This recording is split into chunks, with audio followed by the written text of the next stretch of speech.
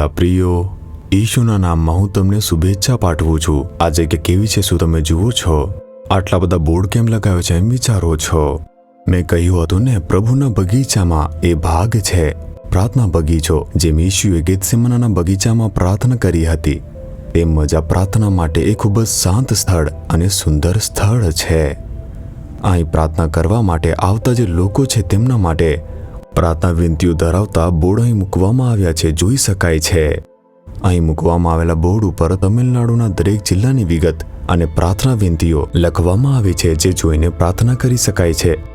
અમે તેને તમિલમાં અને અંગ્રેજીમાં લખ્યું છે, કારણ કે ઘણા રાજ્યોના લોકો તે અહીં આવે છે। તેઓ આ બોર્ડને જોતા રહેશે અને બોર્ડની સામે ઊભા રહેશે। થોડા મિનિટ દરેક જિલ્લા માટે પ્રાર્થના કરશે। જો તમે પછી આગલા બોર્ડ ઉપર જશો તો તે આગલા જિલ્લા માટેની વિગત રહેશે। આ રીતે દરેક જિલ્લા વિશેની વિગતો છે। તમે અંદર આવીને પ્રાર્થના કરો અથવા ચાલતા ચાલતા પ્રાર્થના કરો, અને તે પ્રાર્થના કરતાની સાથે તમે પરમેશ્વરનો અનુભવ કરી શકો છો। અને અમે તેના માટે વાતાવરણ બનાવ્યું છે। જ્યારે તમે નાલુમાવાડીમાં પ્રભુના મંડપમાં આવો છો તો તમે ચાલીને આ પ્રાર્થના બગીચામાં આવી શકો છો। તમે આવીને અહીં બેસી શકો છો અને પ્રાર્થના કરીને પાછા જઈ શકો છો। કોઈ પણ તમને ખલેલ પહોંચાડશે નહીં।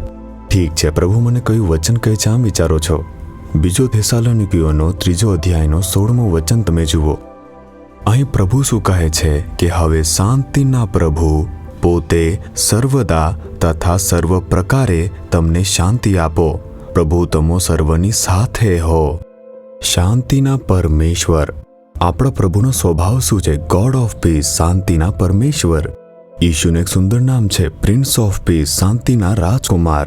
શાંતિના ઈશ્વર શાંતિના રાજકુમાર તરીકે આ દુનિયામાં આવ્યા, અને આપણા જીવનમાં દરેકને શાંતિ આપવા માટે તેની સજા ઈશુ પર આવી। ત્યારે તેમણે વધસ્તંભ પર આપણા પાપોને સહન કર્યા, શ્રાપોને સહન કર્યા છે। આપણા સમસ્યા દુઃખોને સહન કરીને તે મૃત્યુ પામ્યા અને તે ફરીથી સજીવન થયા। તેમણે આપણા માટે તે શાંતિ આપી છે, અને તે જ ઈશુ ખ્રિસ્ત તમને દરેક રીતે અને તમને દરેક પ્રકારે તમારા જીવનમાં શાંતિ આપશે, એક હંમેશાની શાંતિ। અને પ્રભુ જે શાંતિ આપે છે તે કોઈ થોડાક સમય માટેની નથી।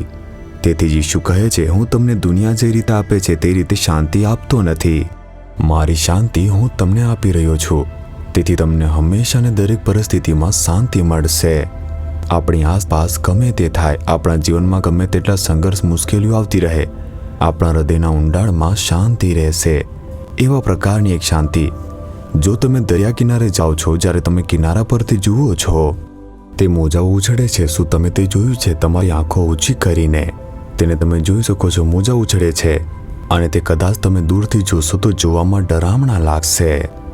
જ્યાં સુધી આપણે આપણા પગ ભીના ન કરીએ ત્યાં સુધી તમને તે સરસ લાગશે। થોડું અંદર જશો તો એવું લાગશે તે તમને અંદર ખેંચશે, તમને એવો એક ભય થઈ જશે।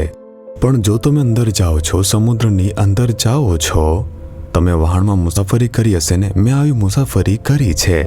તે ખૂબ જ આશ્ચર્યજનક રહેશે અને તે ખૂબ જ શાંત રહેશે। કેવળ કિનારા પર જ મોજાઓ આપણને ડરાવશે। જો આપણે અંદર જઈએ તો ખૂબ જ શાંત રહેશે। લોકો કહે છે ને, જો આપણે ઊંડા સુધી જઈએ તો ત્યાં અંદર એક નાની હલચલ વિના પણ શાંતિ રહેશે। અને તેવી જ રીતે જો ઈશુ આપણા હૃદયમાં આવે છે, આપણા હૃદયના ઊંડાણમાં મહાન શાંતિ આવી જશે। તે પરમેશ્વરની શાંતિ છે। તે હંમેશા ત્યાં રહેશે, દરેક વસ્તુમાં હાજર રહેશે। ગમે તે આવે તે શાંતિને બગાડી શકતી નથી। બહારથી એવું લાગશે કેટલીક બાબતો આપણને પરેશાન કરે છે, તે ભય આવશે, નિરાશાનું કારણ બનશે, આ રીતે સમસ્યાઓ આવશે અને જતી રહેશે। પરંતુ જો તમે તમારા હૃદયમાં ઊંડાણ સુધી જોશો, ત્યાં પરમેશ્વરની શાંતિ છે। શું કેટલાક લોકો કહેતા નથી, હું શાંતિથી સૂઈ શકતો નથી, હું શાંત બિલકુલ રહી શકતો નથી? તે એટલા માટે છે કે હૃદય પ્રભાવિત છે। પરંતુ જો ઈશુ શાંતિના રાજકુમાર તે આપણી અંદર આવે છે, આપણા હૃદયના ઊંડાણમાં એક મહાન શાંતિ આવશે। તે પ્રભુની શાંતિ છે। પ્રભુ કહે છે, હું કાયમ માટે દરેક પરિસ્થિતિની અંદર તમને શાંતિનો આદેશ આપીશ। આવી રીતે શું તમારા હૃદયમાં આવી શાંતિ છે? તેના વિશે વિચારીને જુઓ। તમારા હૃદયની અંદર, તમારા આત્માની અંદર શું તે શાંતિ છે? વિચારી જુઓ। જો નથી તો પછી શાંતિના રાજકુમાર ઈશુને તમારા હૃદયની અંદર સ્વીકારો। હે ઈશુ, જો તમે આવીને મારામાં રહો છો તો મારા જીવનમાં હંમેશા એક શાંતિ રહેશે। તમે મને હંમેશા બધી બાબતમાં શાંતિ આપવાનું એક વચન આપ્યું છે પ્રભુ, હું તેમાં વિશ્વાસ કરું છું। તમે આજે તે શાંતિને પ્રાપ્ત કરો। તમારો આત્મા કદાચ બેચેન થઈ ગયો હશે. શું તમે શાંતિ વિના ડરતા નથી અને પીડાતા નથી, કારણ કે સમસ્યા મોજાની જેમ આવી રહી છે? આજે તમારા જીવનમાં તમને શાંતિ મળશે. પ્રભુ તમને આપશે.